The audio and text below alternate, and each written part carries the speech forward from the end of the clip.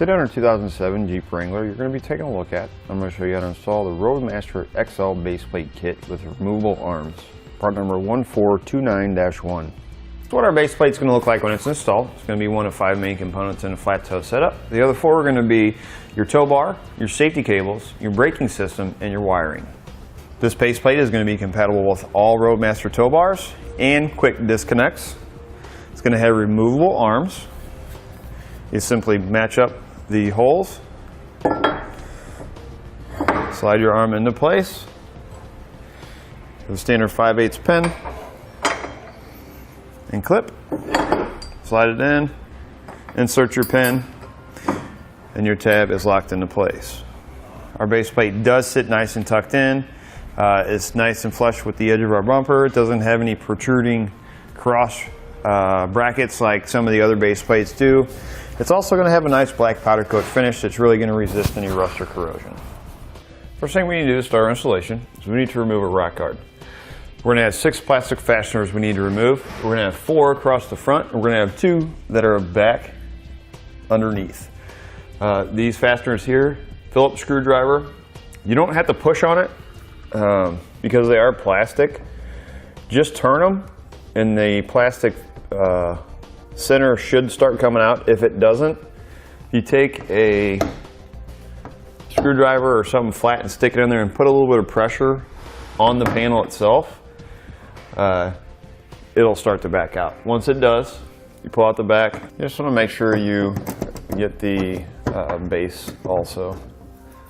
Then we'll have 2 underneath. We'll remove those the same way. Is if you have fog lights, we're going to unplug them. All we're going to do is we're going to pull up like that on that tab, and we'll slide our plug out. We're going to do it on both sides. Now we're going to take an 18mm socket, and we're going to remove the nuts that are holding our bumper onto our frame rail. You're going to have 2 on the inside of the frame rail, 2 on the outside, and they're right up here. Here's one. We're going to have one below it. This is on the inside of the frame rail.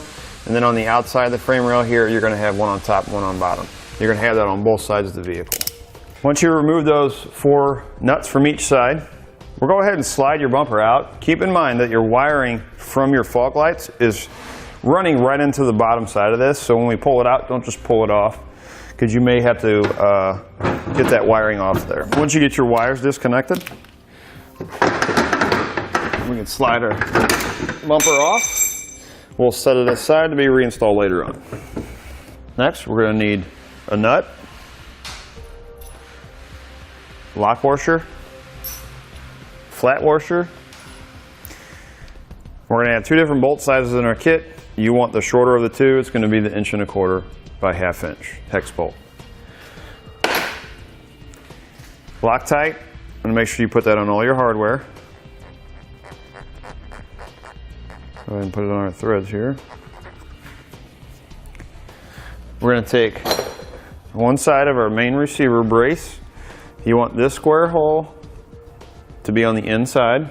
We're going to slide it up just like that, and we're going to line up our holes. We're going to start with the top hole. Go ahead and slide your bolt in. Make sure you're using Loctite on all your hardware. We'll take our flat washer, lock washer, and the nut. Once you got the top one done, you're going to do the same thing with the bottom hole. Next, we're going to take our trim panel tool, and we're going to have to remove this plastic fastener holding on our wiring right here. We're going to be putting a bolt plate right down through here, and this is going to get in the way. Go ahead and remove that. Let's use a trim panel tool, pop it out. Same way we did the ones running across the bumper core. So now we're going to take our 1/2 inch by 1¼ inch bolt. We're going to put a lock washer on it, again Loctite, and then your backing plate. We're going to slide it down through the top, and we're going to line it up with the 2 holes here. And we're going to do the same thing for our bottom hole here. Now we're going to repeat the same process on the other side. Next, we're going to take our 1/2 inch by 1½ inch bolt. We're going to go up through our receiver brace and through our cross member in our bumper core.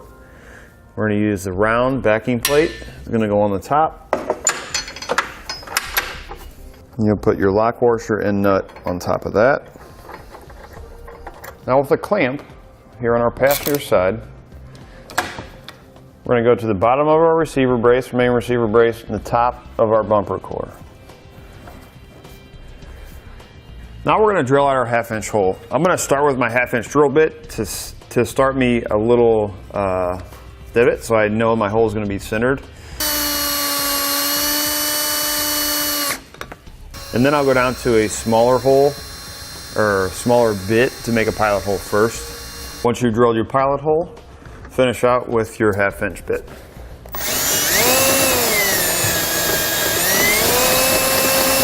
Once you've drilled your hole, take a little bit of enamel spray paint, clear coat if you want, and spray the bare metal to reduce any risk of rusting later on. We're going to do the same process here, same hardware as we did on the other side. Bolt, plate washer there, lock washer and nut. Next we're going to take a 1.5-inch bolt, flat washer.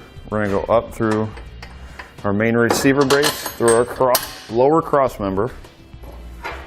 We're going to take backing plate, going to go on top,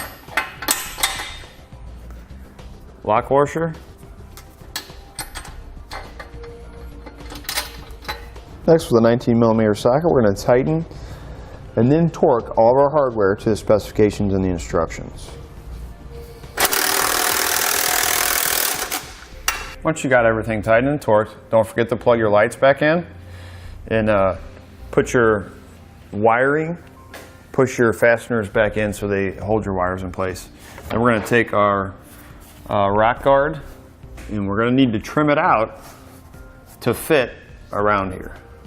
So what I'm going to do is kind of line it up with the holes where my fasteners were. I'm going to take a black marker. So what I'm going to have to do is I'm going to cut out this and go straight across. This bracket here, I'm going to have to come down just a little bit on this panel. So I'm going to go straight across and then see how much I need to cut out here. We use a Dremel tool to cut that out.